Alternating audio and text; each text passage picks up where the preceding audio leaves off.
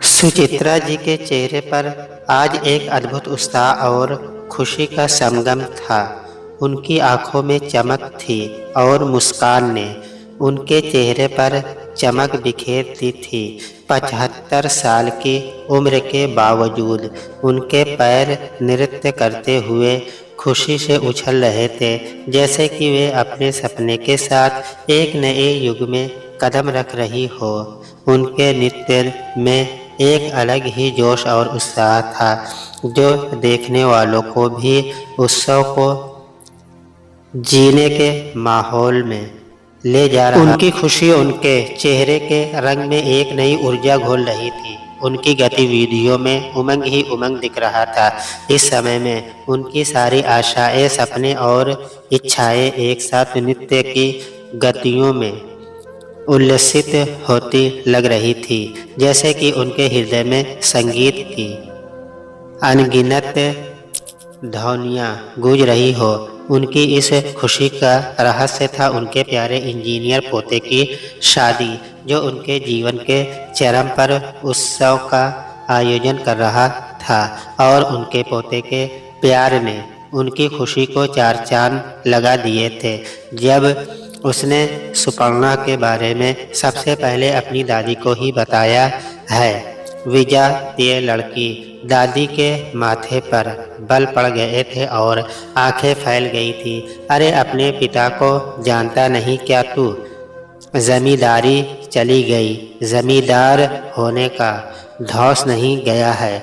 जमींदार का धौस तेरे पिता के लिए बहुत महत्वपूर्ण है, और इसे खोने का दुख उसे बाहर से नहीं ही अंदर से छू रहा है। भले ही उसने जमींदारी के बारे में सुना ही है, फिर भी उनकी तो मूंछों पर ही बन आएगी। सुचित्रा जी की आवाज़ में चिंता और उदासी साफ दिख रही थी। आपको तो कोई आपत्ति नहीं है ना दादी?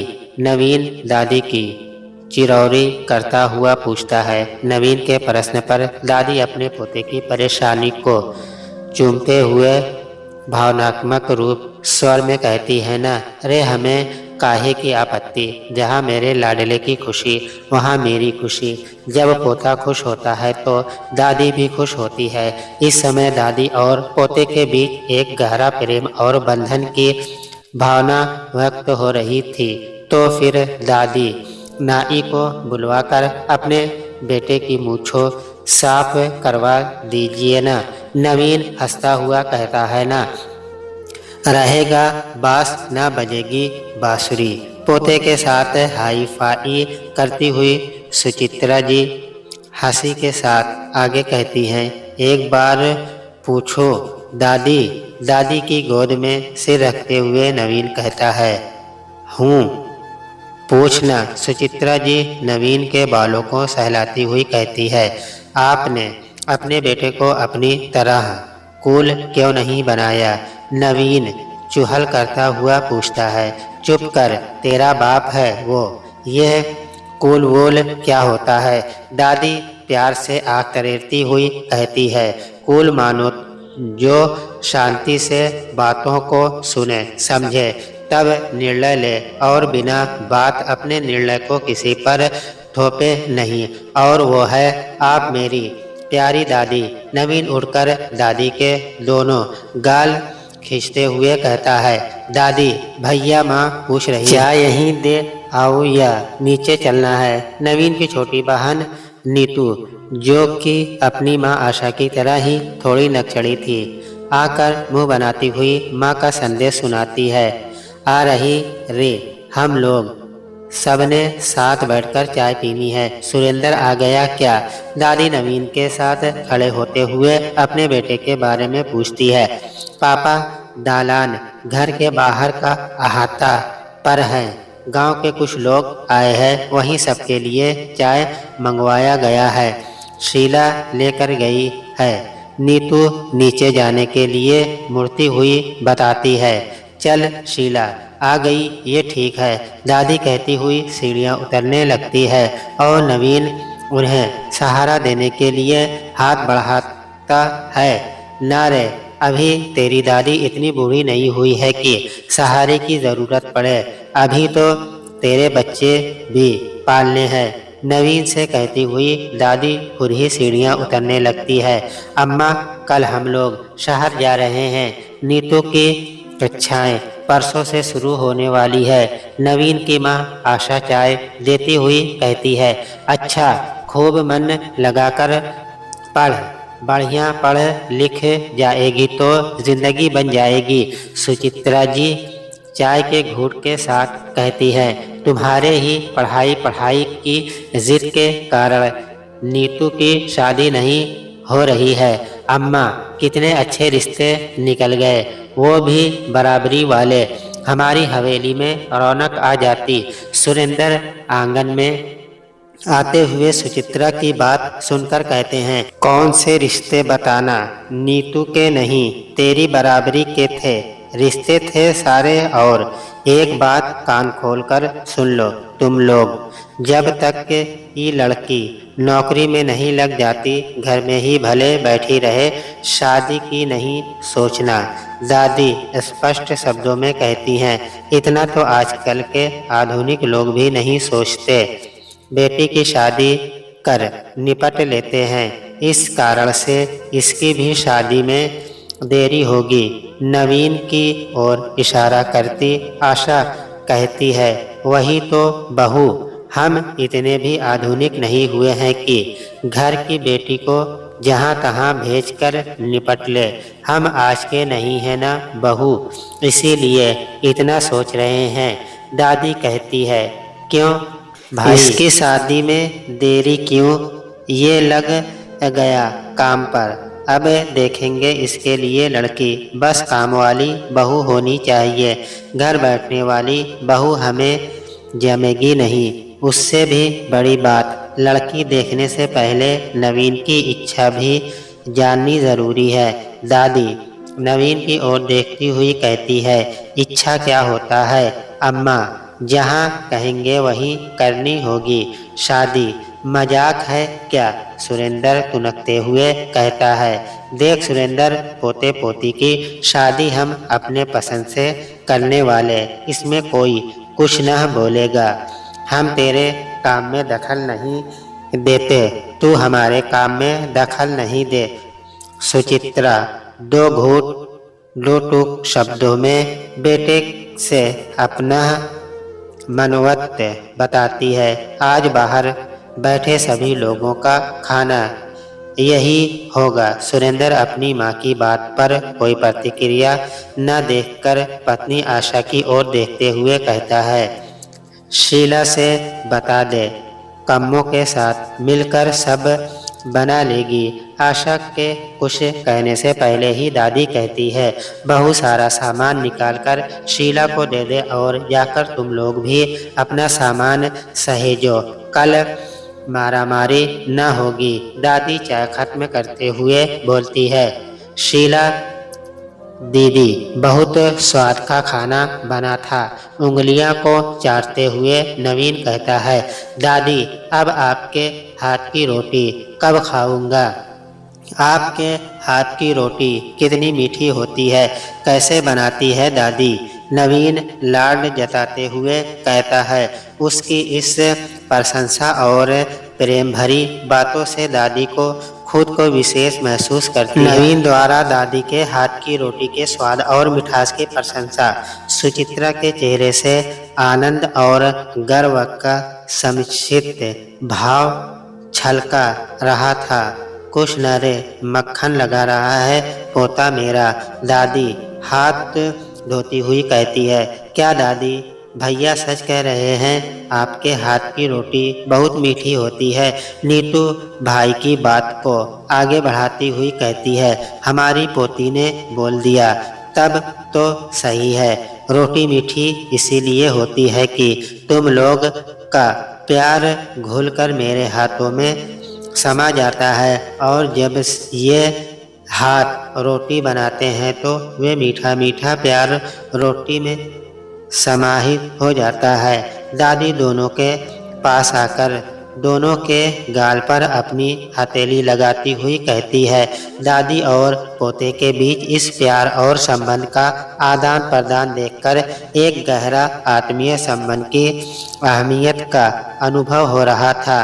दादी की मीठी अल्फाजों से भरी बातों ने उनके बीच में बंधन को और भी अधिक प्रेम भरा बना रहा था। बहू आ जाओ, हम लोग भी खाना खा ले, फिर शीला और कम्मो अपने घर चली जाए। सुचित्रा अपनी बहू आशा को आवाज देती हुई कहती है। रामलाल सारे खिड़की दरवाजे सब ठीक से बंद कर दिए। सुचित्रा हवेली की रखवाली में हमेशा प्रस्तुत करने वाले रामलाल से पूछती है। जी बहू जी, सब कर दिया। रामलाल जवाब देता हुआ बाहर आकर दरवाजे के पास बैठ गया। दादी चलो ना, सोने आपसे बहुत सारी बातें करनी है। कल से तो फिर वही काम और भाग दौड़। नवीन पीछे से सुचित्रा के दोनों कंधों को पकड़कर चलता हुआ कहता है। बातें करनी है या उसके बारे में बताना चाहता है? हाथ पीछे कर नवीन के कान खींचती हुई दादी कहती है। दादी कितनी तेज कान खींचती है, आप देखो, लाल भभूका हो गया। नवीन कान सहलाते हुए कहता है। अच्छा, तेरी आंखें कान के साथ भी है क्या? देखूं? दादी नवीन के साथ मजाक करती हुई कमरे की ओर बढ़ती हुई कहती है। क्या दादी, आप भी चलिए ना, जल्दी नींद आ रही है। जमाई लेने का अभिनय करता हुआ नवीन कहता है। चल नौटंकी। नवीन को चपट लगाती हुई दादी कहती है। अब बता, क्या नाम है उसका, क्या करती है, कब से चल रहा है ये सब?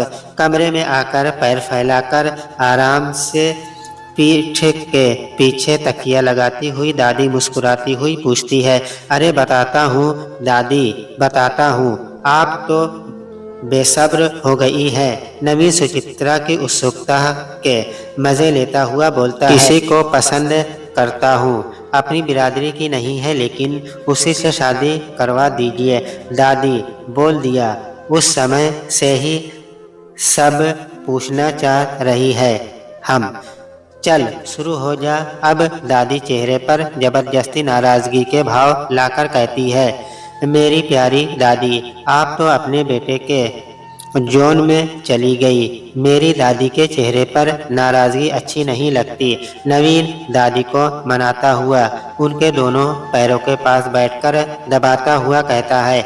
एक बात बता, तू हमारे बेटे के पीछे क्यों पड़ा रहता है? सुचित्रा हाथ से तप्पड़ दिखाते हुए पूछती है। क्योंकि आपके बेटे साहब अमजद खान है। अमजद खान? नवीन चेहरे पर डर के भाव के साथ कहता है। अमजद खान चेहरे पर प्रश्नवाचक भाव के साथ दादी पूछती है।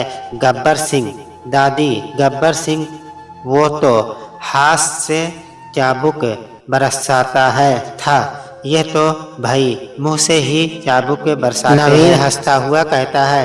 चल हट बदमाश। नवीन के गाल पर धीरे से प्यार भरा थप्पड़ लगाती हुई दादी कहती है। बहुत नींद आ रही है दादी, सोया जाए अब। नवीन तकिया लेकर दादी के बगल में लेटता हुआ बोलता है। शादी तुझे ही करनी है, हमें नहीं। एक बार फिर से सोच ले। दादी भी जम्हाई लेती हुई और तकिया ठीक करती हुई बोलती है। बताता हूँ दादी, अभी के अभी बताता हूँ। भूल ही गया था कि मुझे शादी भी करनी है, वो भी सुपर्णा से। दादी की तरफ टेढ़ी निगाहें से देखता नवीन हड़बड़ाने का अभिनय करते हुए कहता है। दादी उसका नाम सुपर्णा है। बोलकर अपने शर्ट की जेब से एक तस्वीर निकालता है। दादी ये है सुपर्णा की तस्वीर। नवीन बोलता हुआ दादी के हाथ में तस्वीर देता है। अभी से ही दिल से लगाकर तस्वीर भी रखने लगा। दादी चुहल करते हुए पूछती है, नहीं नहीं दादी, आपको दिखाने के लिए जेब में लिए घूम रहा था। नवीन शर्माते हुए कहता है, देख तो हमारे साहबजादे का चेहरा शर्म से कैसा लाल हो गया। दादी सुपर्णा की तस्वीर से बातें करती हुई कहती है, क्या दादी आप भी ऐसा कुछ नहीं है। नवीन दादी की गोद में चेहरा छुपाते हुए कहता है, यह सब छोड़, अभी रहने दे, शर्माने वाली कई सारी रस्में पड़ी है अभी। दादी नवीन को छोड़ती हुई कहती है, अब ये बता करती क्या है सुचित्रा। गौर से तस्वीर देखती हुई पूछती है, इंजीनियर है दादी, अभी मुंबई में है। दिल्ली में हम दोनों साथ ही इंजीनियरिंग कर रहे थे। हम दोनों के विषय अलग अलग थे, लेकिन शौक एक था, थिएटर नाटकों में सहभागिता करना, और उसी शौक में हमें मिलवाया। नवीन बीती बातें याद करता हुआ आंखों के द्वारा उन पलों को जीता हुआ कहता है। बोलते हुए नवीन की आंखों में आ गया चमक, बता रहा था कि वह उन्हें बीते हुए दिनों की महक को अब भी महसूस करता है। वह पल उनके लिए महत्वपूर्ण ही नहीं है, बल्कि वह उन पलों को अपनी स्मृति में हमेशा सजीव रखना चाहता है। दादी नवीन की बातों की चमक को लेकर मुस्कुराती हैं और उसकी यादों में रुचि देती हुई कहती है, ऐसे नहीं, हम शुरू से सब कुछ जानना चाहते हैं। क्या दादी? नहीं, इस बच्चे को इतना प्रताड़ित मत कीजिए। नवीन नजरें चुराता हुआ लज्जा से बोलता है, ओहो, प्रेम करते समय और ब्याह करा दो दादी, कहते समय तो ये बच्चा जादू से युवक हो गया। सुचित्रा भी नहले पर दहला देती हुई हंसकर कहती है, ओम दादी। नवीन बच्चों की तरह आवाज निकालता है, नहीं, कोई तिगड़म नहीं, हमें तो कहानी सुनाओ दादी। नवीन को उठकर बैठने का इशारा करती हुई कहती है, दिल्ली प्रो घुसती स्थान मेरे ख्वाबों की ताबीर, जिसके लिए मैंने दिन रात एक करके मेहनत की थी, और यहाँ मुझे पहुँचाने आप सब चले थे। तब मैंने सोचा नहीं था कि वहाँ कोई ऐसी मिल जाएगी जो मेरे दिल दिमाग, मेरी ज़िंदगी के दरवाजे पर बिन दस्तक दिए दाखिल हो जाएगी। आप तो जानती ही हैं मुझे नाटकों का कितना शौक़ रहा है, तो मैं पढ़ाई के साथ मंडी हाउस नाटक देखने भी जाता था। फिर धीरे धीरे नाटक में अभिनय भी करने लगा। एक दिन जाने कैसे, या यूँ कहिए किस्मत उससे मिलवाना चाहती थी कि मुझे एक नाटक करने में मिला, जिसमें सिर्फ और सिर्फ मुझे अभिनय करना था। मतलब कि उस नाटक में मेरे अलावा कोई पात्र नहीं था। उस नाटक का उस समय में इकलौता वारिस था, वो भी पूरे 1 घंटे तक चलने वाला नाटक। मुझे सोचकर ही पसीना आने लगा, लेकिन मैं पीछे हटने वालों में से तो हूँ नहीं। मैंने सोचा अधिक से अधिक क्या होगा, जूते चप्पलों की बरसात होगी। यह सोच मैंने इस चुनौती को स्वीकार कर लिया। तब मुझे बताया गया कि इस नाटक का संचलन एक लड़की करने वाली है, और वह भी दिल्ली प्रगति संस्था की ही छात्रा है। और वो कौन थी जानती है दादी? वो थी हमारी सुपर्णा। मैं रिहर्सल रूम में बैठा हुआ स्क्रिप्ट और निर्देशिका दोनों का इंतज़ार कर रहा था।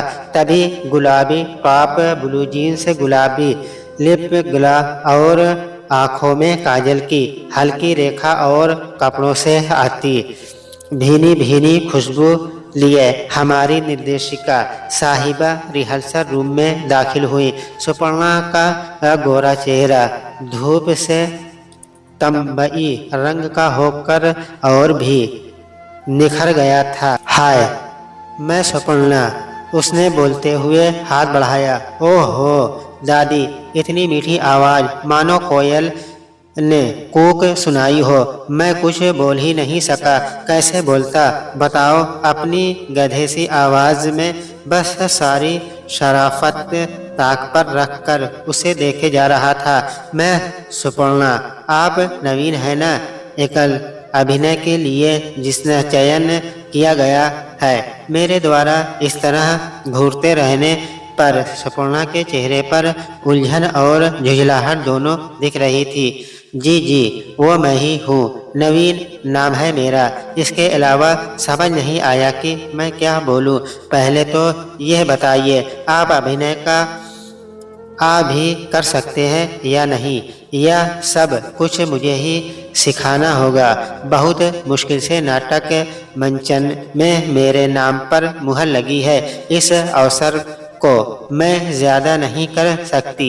ये लोग कहाँ से ऐसे टपोरी पकड़ लाते हैं? सुपर्णा बोल रही थी। मैं पूरी कोशिश करूँगा कि आपका यह अवसर व्यर्थ न जाए। जैसा जैसा आप कहोगी, निर्देशित करोगी, मैं पूर्णतः वही करूँगा। मन हो तो रहा था दादी की कहूँ कि पूरी जिंदगी वही करूँगा, लेकिन मैंने यह कहने से खुद को रोका। वैसे भी अपने लिए टपोरी शब्द सुनकर इस दिल को धक्का पहुंचा था। नवीन दादी को बताने के दरमियान दिल पर हाथ रखता हुआ नाटकीय अंदाज में कहता है। फिर शुरू हुई हमारा रिहर्सल के लिए हमारे पास 15 दिन थे। उसमें मुझे इंसान के स्वभाव का श्वेत और श्याम दोनों पहलुओं को दिखाना था और कहानी की सुपर्णा की लिखी हुई थी। मेरे अभिनय से तो वे 2 दिन में ही प्रभावित हो गई और मैं तो दादी उसके हर व्यवहार का कायल हो गया था। इन 15 दिनों में इतना पता चल गया कि अगर मैं किसी के साथ अपनी ज़िंदगी बांटना चाहूँगा तो वो सिर्फ सुपर्णा होगी, उसके अलावा कोई नहीं। लेकिन दिक्कत तो ये थी दादी की। सुपर्णा के दिल में क्या था ये पता नहीं था मुझे, या उसकी ज़िंदगी में कोई है या नहीं ये भी एक दुविधा थी मेरे लिए। 15 दिन के बाद उसके निर्देशन में मंच तोड़ अभिनय किया। मैंने जितनी मेरी क्षमता थी उससे कहीं अधिक उसने करवा दिया। निर्देशन तो बस उसका जुनून है दादी। फिर तो हमने कई नाटक साथ किए। इसी तरह 2 साल गुजर गए थे। हमारी जान पहचान दोस्ती के राह पर चल पड़ी थी।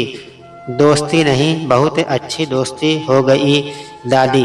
एक एक विचार मिलते हैं हमारे। और फिर आया मेरा जन्मदिन। मैंने सोच रखा था कि उस दिन सुपर्णा से अपने दिल का हाल कह दूंगा, लेकिन उस दिन तो मैं ही आश्चर्यचकित रह गया। उसने अपने फ्लैट पर मेरे लिए पार्टी रखी थी जहां वो अपनी 2 दोस्तों के साथ रहती थी। मेरे साथ साथ उसने मेरे दोस्तों को भी बुलाया था। उस दिन उसने पीली कुर्ती डाली थी जिस पर लाल दुपट्टा खिल रहा था। हाँ, उस दिन उसने लिप गिलास नहीं, लाल लिपस्टिक लगाया हुआ था। एकदम परी लग रही थी। बहुत सारी तैयारी कर रखी थी उसने। उस दिन मेरी कल्पना से तो बाहर की बात थी। वो सब मेरे दोस्त और उसके दोस्त सभी आ चुके थे। उसने कमरे की एक दीवार चादर से ढक रखा था।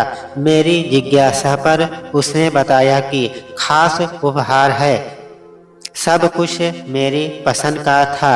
गाने भी मेरी पसंद के बजाए जा रहे थे। मुझे तो पता ही नहीं चला कि कब वह मेरी सारी पसंद जान गई थी।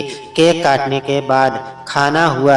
हमने खूब मस्ती की। जब सब थक गए तो सबने चलने की बात की, लेकिन मेरा जी तो उस दीवार पर लगा हुआ था। यार, वह सरप्राइज क्या है? दिखा तो दो। मैंने सुपर्णा से कहा। यह सुनते ही सब मन मन मुस्कुराहट एक दूसरे को देने लगे। यह देखकर मैं चिढ़ा जा रहा था। तभी सुपर्णा ने दीवार पर डाले गए चादर को खींचा और जुगनू की भांति कई लाइट से जगमगा उठे, और जो मैंने देखा वह देखे मेरी आंखें खुली रह गई। जानती है दादी, उस दीवार पर क्या था लिखा था? आई लव यू नवीन। नवीन तकिया रख दादी की गोद में लेटता हुआ बोलता है। मेरा खुला मुंह न बंद हो रहा था, ना ही मेरी फैली आंखें झपट रही थी। यह तो मैं करना चाहता था, वो भी आज ही। इसने कैसे जान लिया? मेरे दिमाग ने काम करना बंद कर दिया। सभी मेरी प्रतिक्रिया का इंतजार कर रहे थे। यार कुछ तो बोल, इतनी तैयारी सिर्फ तेरे लिए की है, इसने विनय पास आकर कान में फुसफुसाता हुआ बोला। तुम कोई जादूगरनी हो क्या? जाने कैसे मेरे मुंह से सिर्फ यहीं से निकला। दादी, मैं खुश था पर शायद कुछ सदमे में भी था। इतने दिनों में कई बार मैंने उसके नए रूप देखे थे। एक तरह से उसके नए नए रूपों को लेकर अभ्यस्त भी हो गया। पर आज अभी जो हुआ, बिल्कुल यही तो सोच रखा था मैंने।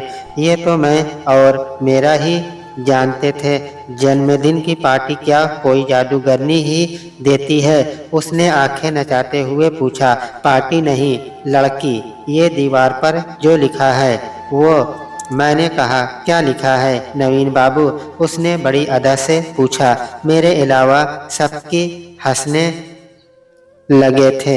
देखो, आज के लिए मैंने भी यही सोचा था कि दीवार पर आई लव यू सुपर्णा लिख कर जगमगाते रोशनी के बीच इजहार करूँगा। ये तो मैंने किसी को बताया भी नहीं था। फिर तुम ये कैसे? मैं बोलते बोलते रुआसा हो गया। इजहार भी किया तो रोते रोते सुपर्णा अब हंस रही थी और मैं दीदे फाड़े उसकी हंसी में खो रहा था। और ऐसे शुरुआत हुई थी हमारी प्रेम कहानी की। दादी, कोई ऐसा क्षेत्र नहीं है जिसमें वो मुझसे अव्वल न रही हो। बस दादी, हम दोनों को अब आपका ही सहारा है। हाथ जोड़ने का अभिनय करता हुआ नवीन बोलता है। बहुत रात हो गई, चल सो जा। ओह हो, रात कहाँ, अब तो सवेरा होने वाला है। देख, तेरे चक्कर में 3 बज गए। बोलती हुई दादी की नज़र पर पड़ती है। दादी, कुछ तो बोलिए, ऐसे ना हमें तड़पाए।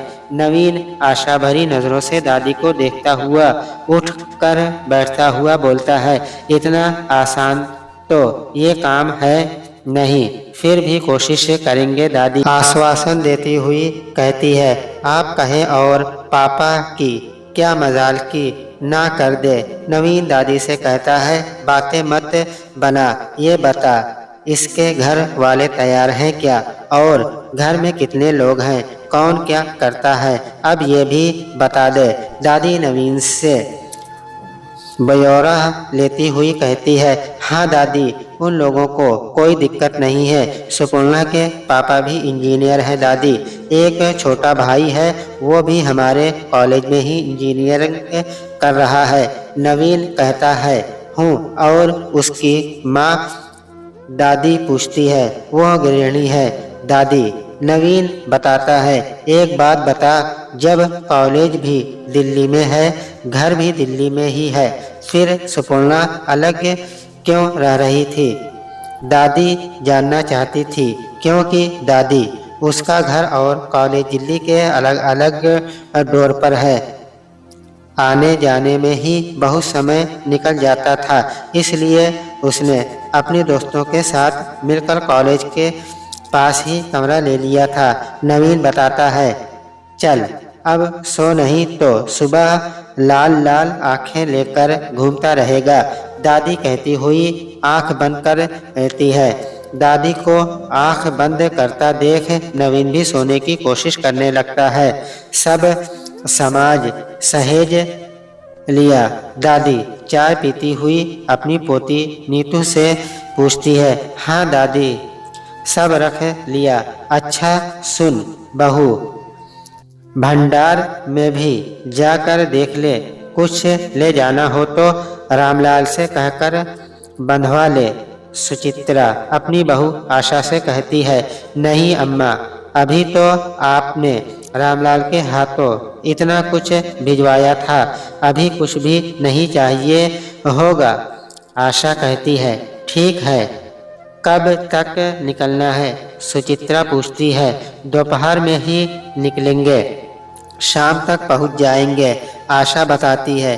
ठीक है तो शीला, ऐसा कर वहाँ के लिए खाना बनाकर बांध दे, रोटी मैं बना दूंगी, तू बस बाकी चीज़ बनाकर बता दे। पहुँचते ही काम करने का मन नहीं होता है, सुचित्रा शीला से कहती है। और सुन सुरेंद्र, अब किस दिन आएगा? कुछ बात करनी थी तुझसे। सुचित्रा अब अपने बेटे सुरेंद्र से कहती है। जब कहो अम्मा, आ जाऊंगा। माँ के पैरों के पास बैठता हुआ सुरेंद्र कहता है। आने वाले सप्ताह तक तो एक चक्कर लगाएगा ही न? सुचित्रा बेटे के सिर को प्यार से सहलाती हुई पूछती है। हाँ अम्मा, सुरेंद्र कहता है। बस तक ठीक है, सुचित्रा इत्मीनान से कहती है। सब अपने अपने काम में व्यस्त हो जाते हैं। सुन, सुपर्णा का नंबर हमारे फ़ोन में तो डाल दे, तुम लोगों के साथ साथ उससे भी बातें करेंगे। हम पोते की पत्नी की पसंद नापसंद जानती है ना? हमें दादी नवीन से चुपके से मुस्कुराते हुए बोलती है। यह सुनते ही यू आर बेस्ट दादी बोलकर नवीन दादी के गले लग जाता है। ऐसा क्या हो गया, मुझे भी तो बताओ। नीतू दोनों के खुशी से दमकते चेहरे को देख करीब आती हुई बोलती है। यह हमारा राज है, तुम्हें क्यों बताएं? बंदरिया जाकर सुप्रीम कोर्ट को बता आएंगे। नवीन बहन को देखता हुआ कहता है। क्यों, तुम दादी को सब कुछ नहीं बताते क्या? नीतू चिढ़कर पूछती है। अरे दोनों ही मेरे आँखों के तारे हो, क्यों झगड़ा कर रहे हो? आओ इधर दोनों, कहकर दादी दोनों को गले से लगा लेती है। पहुँचते ही याद से बता देना।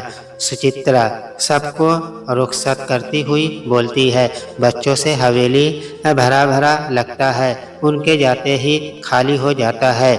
शीला सुचित्रा के साथ हवेली के अंदर आती हुई बोलती है। देख सुरेंद्र, समय ने करवट ले ली है, हमारा छोड़, अब तो तेरा वाला समय भी नहीं रहा। अब बच्चों की रजामंदी से ही उनके जीवन का निर्णय लेना उचित है। सुरेंद्र जो कि 2 दिन बाद ही गांव आता है, उससे सुचित्रा कह रही थी।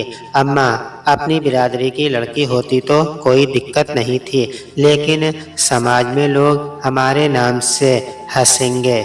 सुरेंद्र खिन्नता के साथ कहता है। तुझे समाज की चिंता है, लेकिन बेटे की चिंता नहीं है। तू नहीं करेगा, खुद जाकर कर लेगा, रोक पाएगा क्या? सुचित्रा थोड़ी ऊंची आवाज में कहती है। पर अम्मा, पर वर कुछ नहीं सुनना हमें, मैं अपने पोते को लेकर अलग हो जाती हूँ, फिर तू भी समाज हो जाएगा।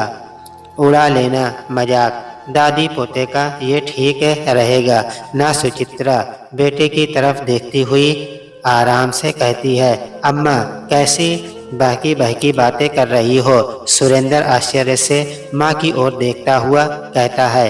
देख सुरेंद्र, ऐसा करते हैं, चलकर लड़की और उसके परिवार वालों से मिल लेते हैं, उसके बाद देखेंगे। सुचित्रा पत्ता फेंकती है।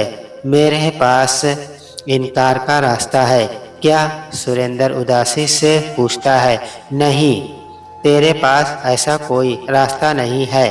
खैर ये बता, कब चल रहा है शहर? हम नवीन से बात कर लड़की वालों को खबर भिजवा देंगे। सुचित्रा आगे के लिए ताना बाना बुनती हुई कहती है, ये लड़का पढ़ने गया था या ये सब करने? सुरेंद्र भन्नाकर गुस्से में बोलता है, देख पढ़कर अच्छी नौकरी कर रहा है, जिसका ये लिए गया था उसमें सफल हुआ है हमारा नवीन, इसके लिए तो उसे कुछ नहीं कह सकता है। सुचित्रा पोते का पक्ष लेती हुई कहती है, अम्मा जब तुम दोनों ने निर्णय ले ही लिया था तो मुझे बुलाने की क्या ज़रूरत थी? बस कह देती, मैं व्यवस्था कर देता। सुरेंद्र अपनी माँ से नाराज होता हुआ कहता है, क्योंकि तू उसका बाप है और हर जगह तेरा उपस्थित होना ज़रूरी है, और हम तुम्हारी अम्मा है तो हमारी बात मानना तेरा फर्ज बनता है। सुरेंद्र की बातों को दिल से न लगाते हुए सुचित्रा बेटों को दुलाती हुई कहती है, लेकिन ये गलत है अम्मा, तुम समझ क्यों नहीं रही हो? सुरेंद्र कुछ बोलने की कोशिश करता है, तू क्या नहीं समझ रहा है? समय के साथ चलने में ही अक्लमंदी है। दूध पीते बच्चे नहीं रहे अब वो, जो गोद में लेकर मंडप पर बैठ जाएगा। सुचित्रा कहती है, जो इच्छा हो करो, कब क्या करना है बता देना अम्मा। कहता हुआ सुरेंद्र गुस्से से बाहर चला। 3 महीने बीतते न बीतते हवेली जगमगा उठी थी। चारों तरफ रोशनी की झालरें ऐसे लगवाई गई थी कि कोना कोना उजाला हो गया था और दूर रास्ते तक उसकी रोशनी पथिकों को राह भी दिखा रही थी। समूचे हवेली को हर तरह के फूलों, बेला, गुलाब, गेंदा, मोगरा से सजाया गया था।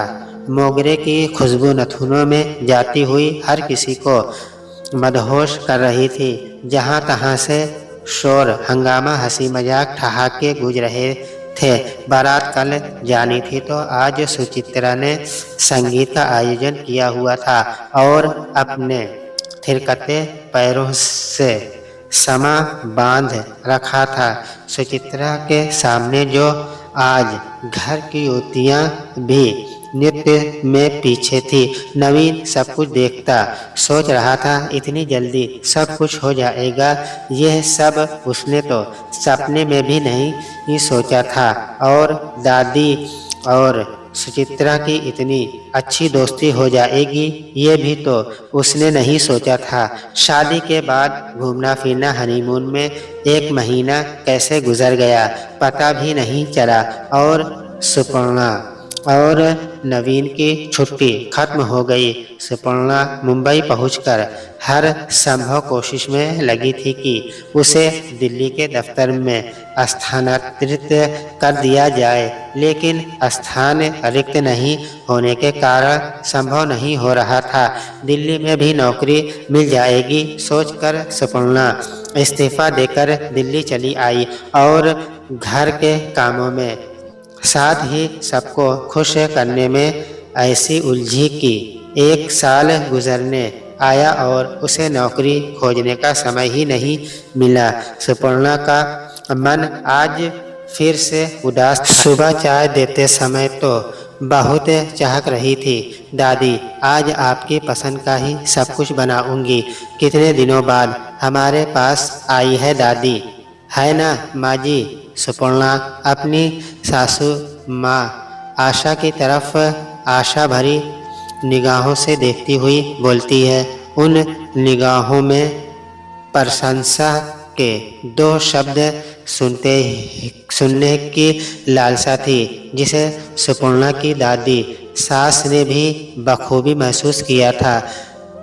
गांव में रहते हुए भी वक्त के साथ साथ चलती हुई सुचित्रा अपने विचारों में नवीनता लाती रहती थी। इसी गुण के कारण उसकी सुपर्णा शादी के समय से ही अच्छी दोस्ती हो गई थी। फोन पर भी दोनों की खूब सारी गपशप होती थी, जिसमें खाना बनाने की विधि, रीति रिवाज, नए पुराने सिनेमा अभिनेता अभिनेत्री। कभी काम करते करते ही सुपर्णा अपनी दादी सास के साथ अंताक्षरी खेलती रहती थी। लेकिन अफसोस, सुपर्णा की सासू माँ आशा और ननद नीतू दोनों का प्रिय है शगल दूसरे की आलोचना और ऐब खोजना था और उन्हें सुपर्णा का चाहना, साथ ही दादी सास से घंटों बातें करना फूटी आँख नहीं सुहाता था। इधर कुछ दिनों से सुचित्रा के पास सुपर्णा का फोन आना कम हो गया था। अगर भूले भटके आ भी गया तो हाल चाल तक ही सीमित हो गया। कभी फोन करो तो सुपर्णा हाँ हूँ से ज़्यादा कुछ नहीं कहती है। सुचित्रा जी यह महसूस करने लगी थी, इसलिए एक दिन बिना किसी बताए ही सुबह की बस पकड़ सीधा शहर आ गई। दादी सास को अचानक सामने देखते ही सुपर्णा उनके गले लगकर रोने लगी। क्या हुआ लाडो, रो क्यों रही है? हमें तो लगा था हमें देखते ही तू खुश हो जाएगी, लेकिन यहाँ तो उल्टी गंगा बह रही है। चश्मे के अंदर से ही अपनी बहू आशा और पोती नीतू को देखते हुए सुचित्रा कहती है, कुछ नहीं दादी, आपको देखा तो रोना आ गया। सुपर्णा अपने आंसू की धार समेटती हुई दादी से कहती है, और तुम दोनों तो ऐसे देख रही हो जैसे भूत देख लिया हो। क्यों? सुचित्रा के कहने पर आशा और नीतू हड़बड़ाकर उनके पैर छूती है। तब तक सुपर्णा दादी के लिए पानी ले आती है। दादी, पानी गर्म हो रहा है, आप फ्रेश हो लीजिएगा। सुपर्णा कहती है, आप अचानक कैसे आई दादी? आप तो पापा के साथ गाड़ी से ही आती है ना? नीतू अपनी दादी के बगल में बैठती हुई बोलती है, आज बस की सवारी करने की इच्छा हुई हमें, और वो तुम लोग क्या कहते हो, सरप्राइज वही देने का मन हुआ।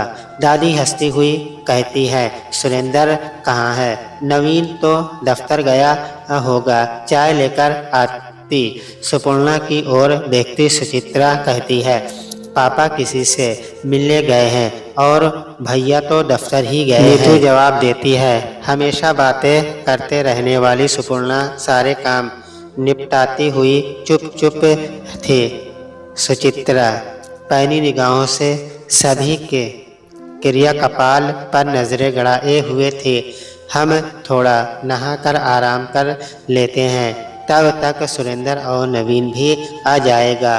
पोती से थोड़ी देर बातें करने के बाद सुचित्रा कहती है, सुपर्णा तब तक तुम खाना बना लो। आशा सुपर्णा को निर्देश देती हुई कहती है। चारों दोपहर के भोजन के लिए बैठती हैं, तभी सुरेंद्र भी आ जाता है। अरे अम्मा, तुम कब आई और किसके साथ आई? रामलाल भी आया है क्या? सुरेंद्र इधर उधर देखता हुआ बोलता है, नहीं, बस से आए हैं हम। बहुत मन कर रहा था तुम लोगों को देखने का। आजकल सुपर्णा भी तो ना ठीक से बातें करती है, ना ही वीडियो कॉल करती है।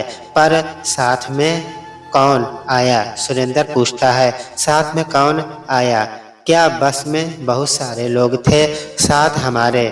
चढ़ छोड़ ये सब, बैठ आ खाना खा। सुचित्रा हाथ पकड़कर बेटे को बिठाती है। सुपर्णा तू भी बैठ जा, अब क्या रात होने पर दोपहर का खाना? सुचित्रा सुपर्णा को अपने पास बैठने का इशारा करती हुई कहती है, नहीं नहीं दादी, मैं बाद में खा लूँगी। सुपर्णा हड़बड़ाती हुई आशा की ओर देखकर कहती है, अपनी सास को क्या देख रही है?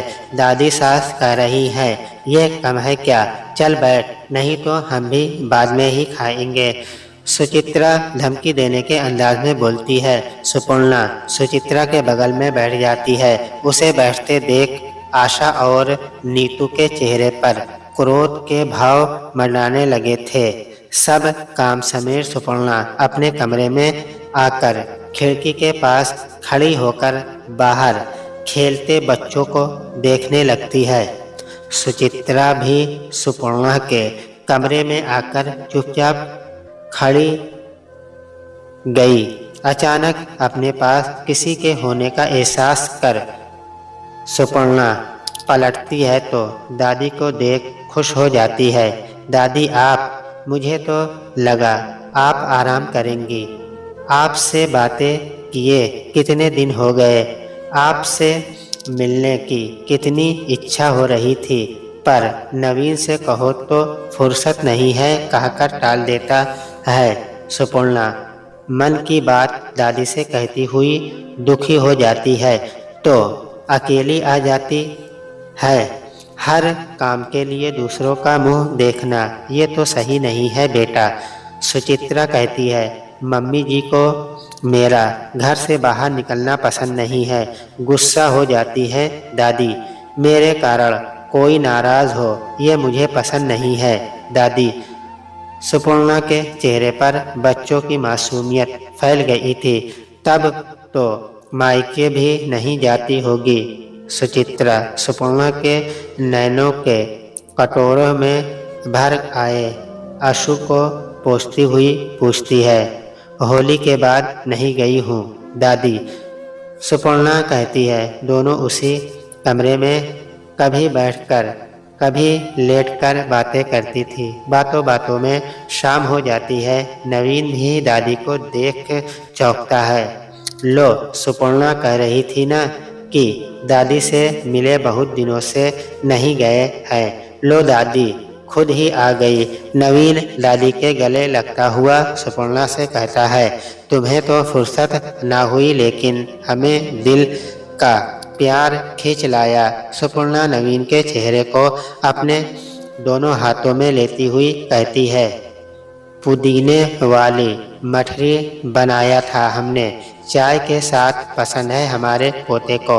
आशा मठरी निकालना और नीतू चाय बना सबके लिए। सुचित्रा पोते के साथ सोफे पर बैठती हुई कहती है, मैं क्यों, वो तो भाभी का काम है। नीतू बोलते बोलते रुक जाती है। अच्छा, पहले तो शाम की चाय तू ही बनाती थी ना, यह काम कब इधर उधर कैसे चला गया। और आशा हाथ पांव सबके चलने चाहिए, इतना तो ध्यान देती चल। जल्दी से बना ले, फिर सब मिलकर चाय की चुस्की संग मीठी मीठी बातें करेंगे। सुचित्रा बहू और पोती दोनों से एक साथ ही कहती हैं। आशा के इशारे पर नीतू जाकर चाय बनाने लगती है। चाय पीकर नवीन दादी के कमरे में आराम करता हुआ दादी से बातें करने लगता है। दादी, आपके साथ बैठकर चाय पीना मुझे बहुत पसंद लगता है। यह समय मुझे आपके साथ बातें करने का अवसर देता है और मुझे आपके साथ अपनी ज़िंदगी को जीने का अवसर मिलता है। बातों के मध्य में नवीन दादी के बराबर बैठता हुआ कहता है, आपके साथ यह समय बिताकर लगता है कि जैसे हम दोनों एक दूसरे के दिल की बातें समझ रहे हो।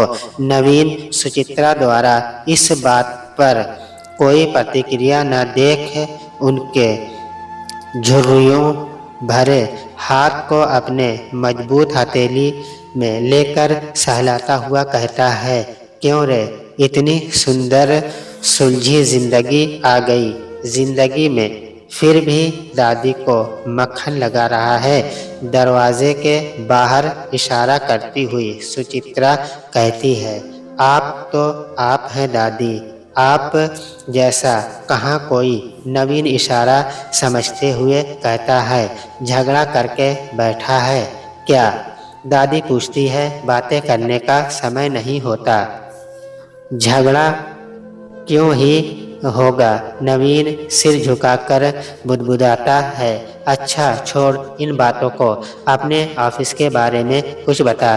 सुचित्रा नवीन की बुदबुदाहट को सुनकर अनसुना करती हुई कहती है, वाह सुपर्णा, हमने सोचा नहीं था कि तुम्हें नमक मिर्च सबका डालने का अंदाज़ा होगा, लेकिन भाई वाह, सब्जी में नमक मिर्च कितना डालना यह पता है, लेकिन जीवन में नमक मिर्च कब कितना कहाँ डालना है इस पर कोई ध्यान नहीं है। सिर झुकाकर खाती हुई सुपर्णा की बात पर सभी चौंक कर उसकी ओर देखने लगे। वह उन्हें देखते हुए मुस्कुराते हुए कहती है, क्या हो गया? सबके हाथ रुक क्यों गए? हाँ, रसोई के साथ साथ जीवन को भी नमक मिर्च के सही अनुपात के साथ बनाना काफ़ी महत्वपूर्ण होता है।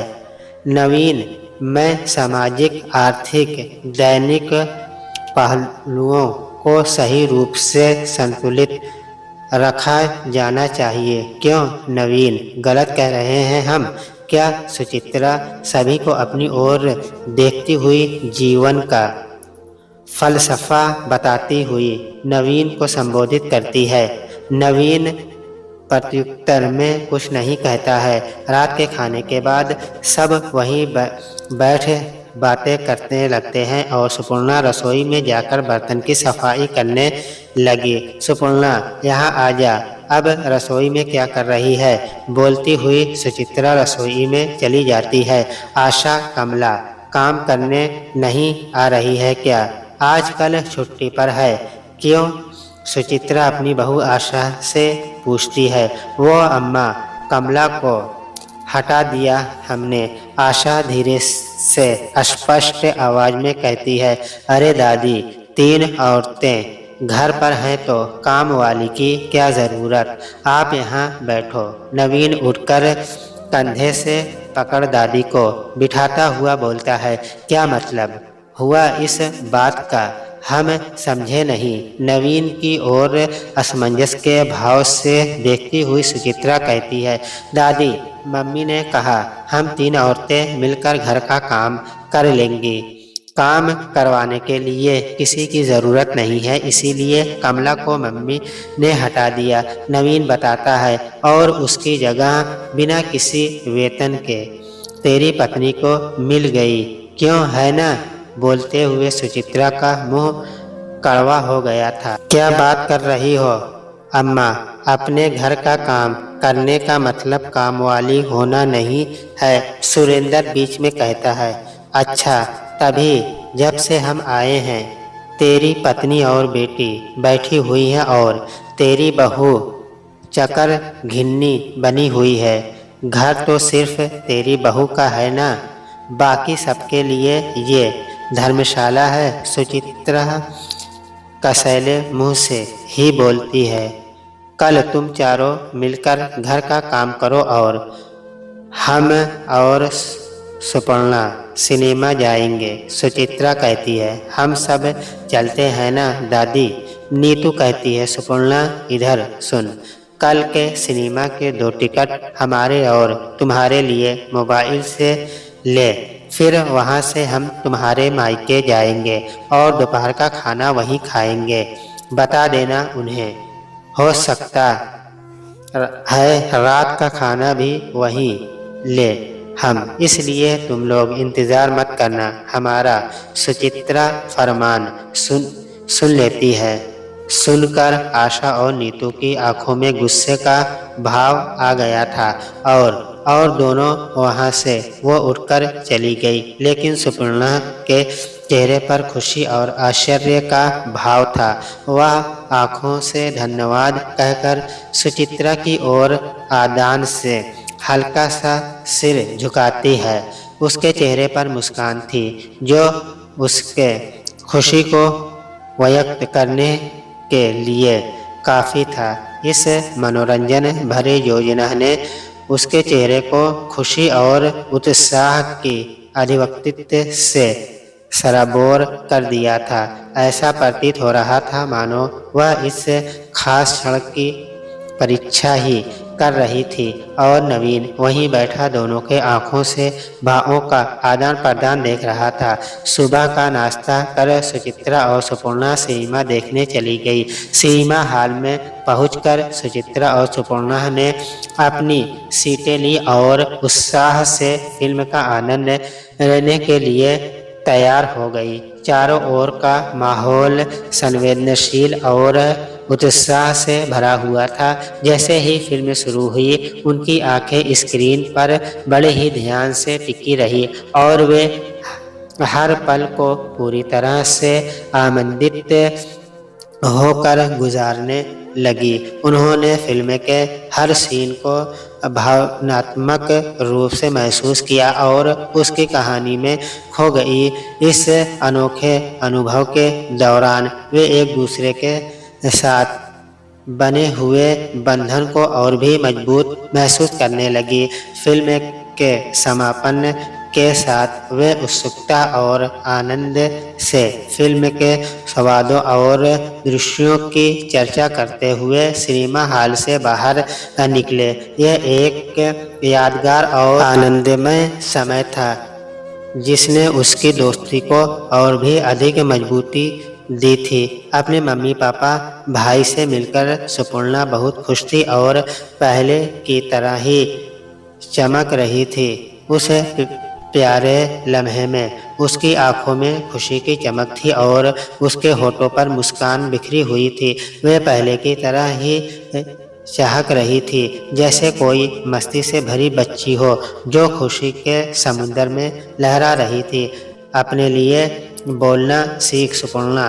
घर लौटते हुए सुचित्रा कहती है, तुझे क्या लगता है यह तफरी करने हम क्यों निकले हैं?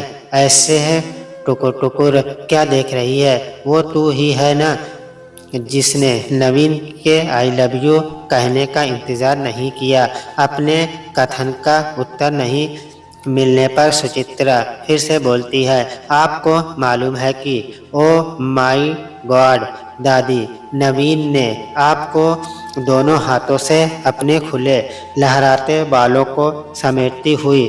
सुपर्णा आश्चर्य से भर गई। उसके चेहरे पर लज्जा का हल्का लाल रंग चढ़ गया था, जिसे छुपाने के लिए वो गाड़ी के बाहर देखने लगी। उसकी आंखों में हैरानी थी। उसे ऐसा लग रहा था जैसे कि उसकी कोई गलती पकड़ी गई हो।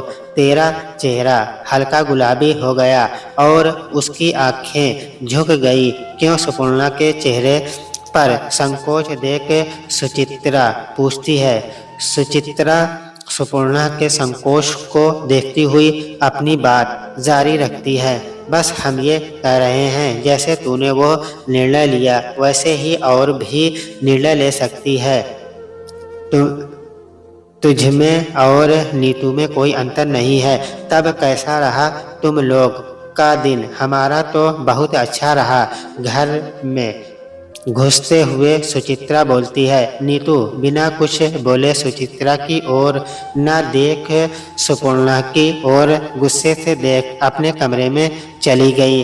घर पर आशा ने तो कोई काम नहीं किया। सारा काम अकेले नीतू को ही करना पड़ा और वो अब तक थक कर चूर हो चुकी थी और इस बात का गुस्सा वह सुपर्णा पर उतारना चाहती थी, लेकिन दादी की उपस्थिति में वो यह करने में असमर्थ थी। सुपर्णा जब घर में प्रवेश करती है तो उसके होठों पर खुशी की अनंत खिलखिलाहट थी, जो उसके चेहरे पर सजीवता का संदेश ला रही थी। उसकी आंखों में खुशी की बौछार थी, जो उसके उत्साह को प्रकट कर रही थी। जैसे कोई बच्चा जो अपने पसंदीदा खिलौनों को पाकर हर्षित हो जाता है, उसी तरह वह भी बहुत ही उत्साहित और प्रसन्न थी। लेकिन नीतू के क्रोध को महसूस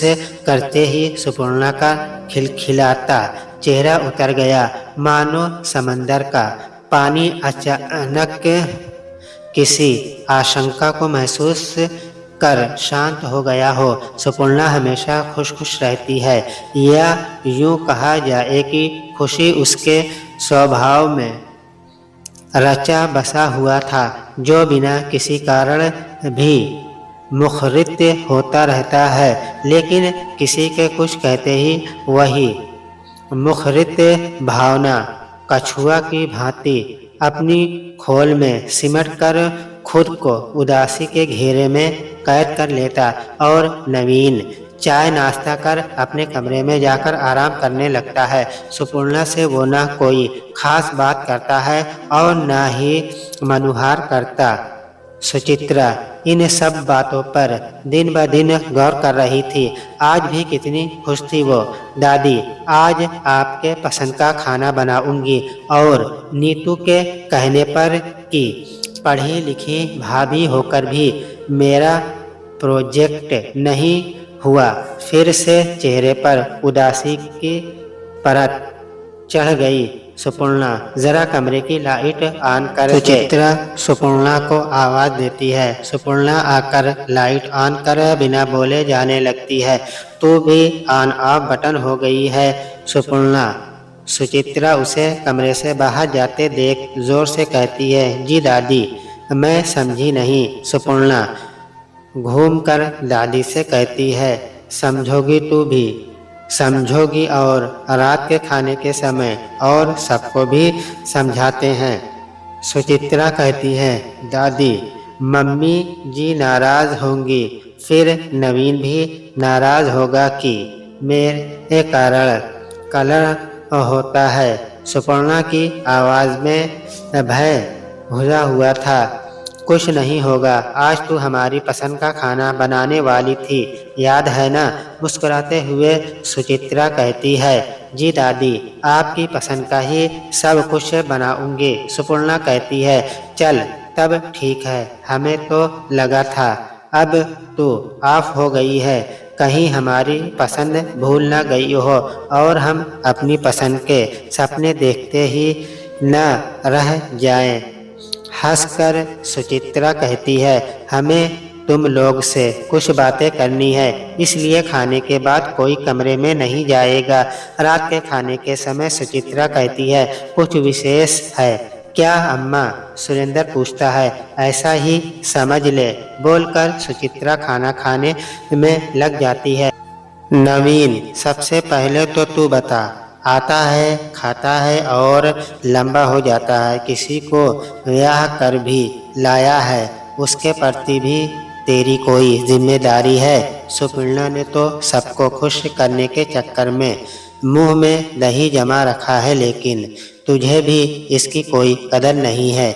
यह छोड़ो, मुझे क्या करना की तर्ज पर तू अपनी जिम्मेदारी से बचने के कोशिश कर रहा है।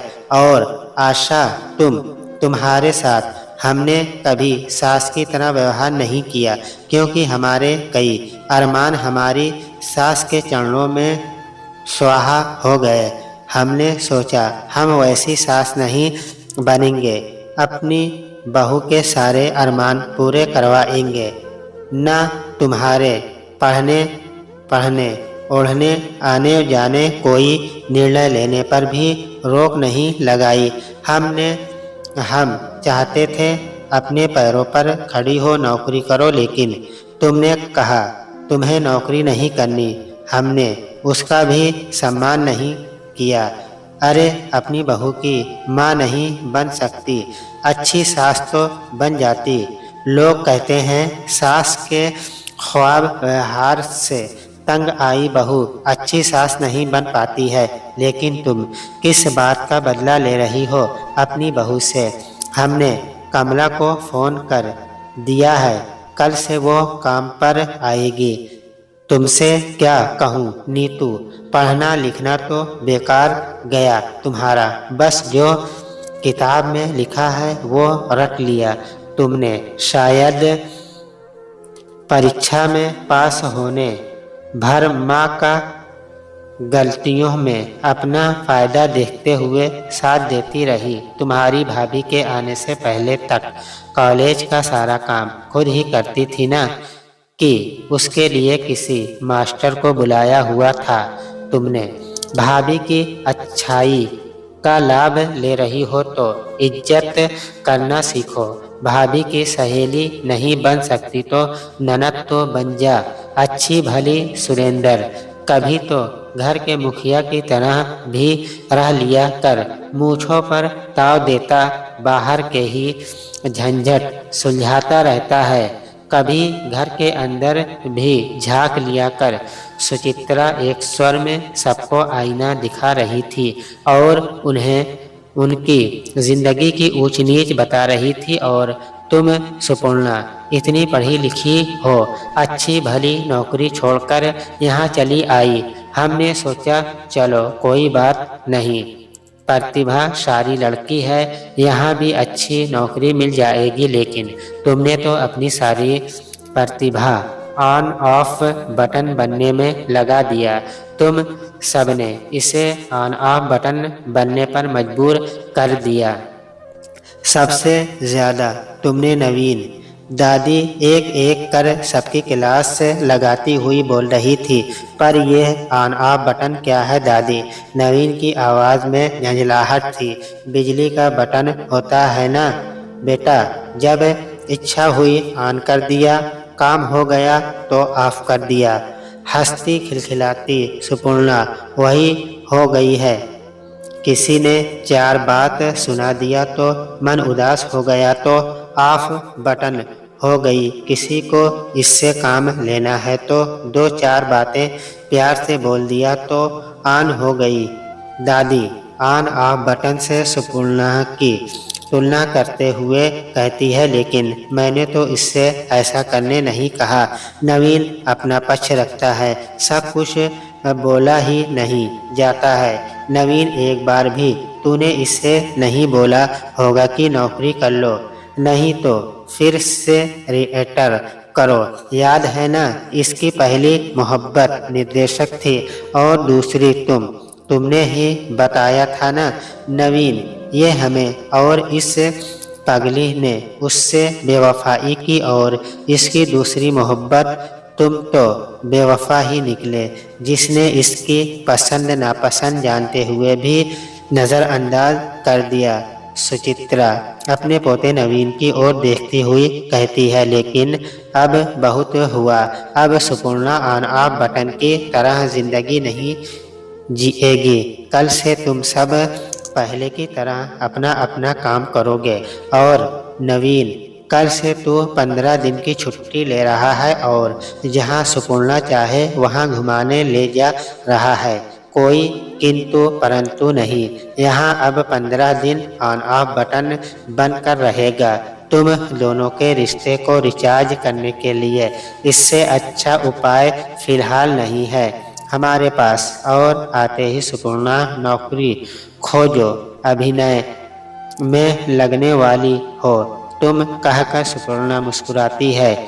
मनाली के लिए निकलते समय आंखों में खुशी के आंसू लिए। जैसे ही सुपर्णा दादी के पैर छूने झुकती है, सुपर्णा बीच में ही रोक गले लगा लेती है और कहती है, जा ऑन ऑफ बटन, जा जी ले अपनी जिंदगी।